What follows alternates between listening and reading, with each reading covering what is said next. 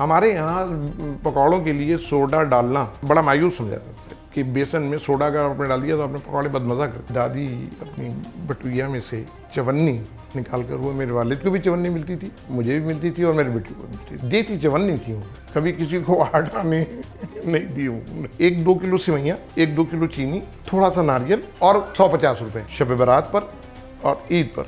ये एहतमामन लड़कियों के ससुराल जाया करती थी। 47 में पाकिस्तान आ गए थे, लेकिन आके साथ ही इंटीरियर सिंध में आबाद हुए।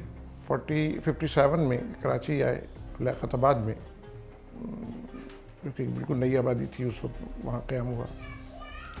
वालिद साहब सेंट्रल एक्साइज में मुलाजमत करते थे। ताल्लुक़ चूँकि इंडिया के में यूपी के एक ज़िला शाहजहाँपुर से दादीहाल, नानिहाली ताल्लुक़ मेरा ज़िला फ़र्रुखाबाद से के तहसील है कायमगंज, वहाँ से। डॉक्टर ज़ाकिर हुसैन सदर इंडिया जो थे, वो मेरी वालदा के मामू थे। 7 भाई थे और सातों ही माशाल्लाह PhD थे। डॉक्टर ज़ाकिर हुसैन और डॉक्टर फ़ाखर हुसैन अलीगढ़ यूनिवर्सिटी के VC भी रह चुके हैं। शायरी के वक्त एक मुझे याद है कि एक साहब आया करते तो वो सारंगी लेकर एक नवाज शरीफ का एक शेर पढ़ा करते थे, और वो एक ही शेर वो तमाम गलियों में रिपीटेशन उसकी होती रहती थी, वो रिपीट करते रहते। और वो आज भी जहन में गूंजता कि अल्लाह अल्लाह आज प्यारे नबी की बारात है, मिराज की रात है, पहली मुलाकात है। और वो इतनी तेज़ चला करते थे कि वालिद साहब की हिदायत के मुताबिक इनको कभी गाय बगाए ₹1-2 दे दिया करो। तो पैसे थे, जब उनकी आवाज़ सुनते थे और वो जो पैसे देने के लिए घर से बाहर निकलते थे, वो हमसे 4 घर आगे पहुंच चुके होते थे। फिर 70s में मुल्क के मशहूर मूसीकार मुजाहिद हुसैन, ये हमारी गली में रहा करते थे किराए पर। ये और उनके कुछ कज़न्स मिल के वो बाकायदा तबला और हारमोनियम और ढोल और हारमोनियम के साथ में फिर जगाने के लिए उनको भी शौक़ आता था। और मुजाहिद हुसैन साहब आज भी मुझे याद है कि वो ढोल बजाकर लोगों को जगाया करते थे।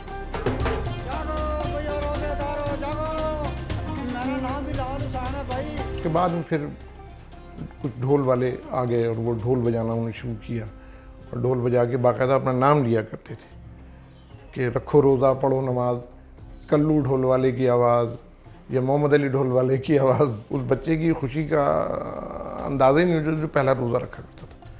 और मुझे अपना पहला रोज़ा याद है कि जब मैंने पहला रोज़ा रखा था, और उस वक्त मुझे 92 रुपये मुझे याद है कि मिले थे।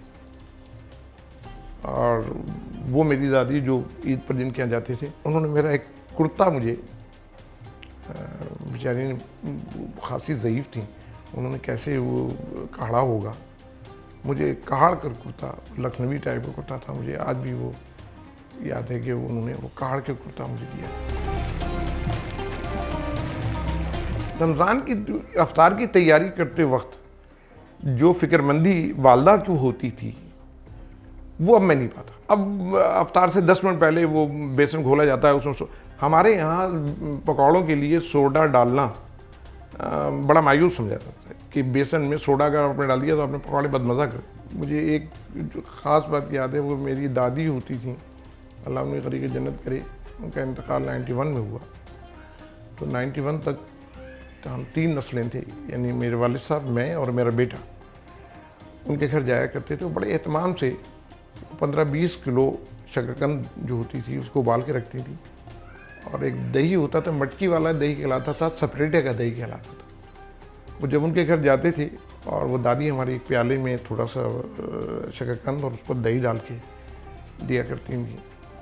तो वो बैक वक्त हम 3 नस्लों ने, मैंने, मेरे वालिद साहब ने और मेरे बेटे ने, हम तीनों ने शकरकंद खाई। और फिर दादी अपनी बटुइया में से चवन्नी निकाल कर, वो मेरे वालिद को भी चवन्नी मिलती थी, मुझे भी मिलती थी और मेरे बेटे को भी देती चवन्नी थी हूँ, कभी किसी को आटा नहीं दी हूँ। मुझे याद है मेरी बहन लड़काना में रहती थी, और उनके लिए ईदी क्या होती थी, 1-2 किलो सिवैयाँ, 1-2 किलो चीनी, थोड़ा सा नारियल, कराची से तमामन बड़े बड़े भाई को या मुझे भेजा जाता था, और 150 रुपये त्यौहारी कहलाती थी, उसके हम त्यौहारी कहा करते थे, शब बारात पर और ईद पर। ये एहतमामन लड़कियों के ससुराल जाया करती थी, और वो अब किसी से पूछो कि त्यौहारी क्या है, बच्चे जानते नहीं हैं। और ना जाती।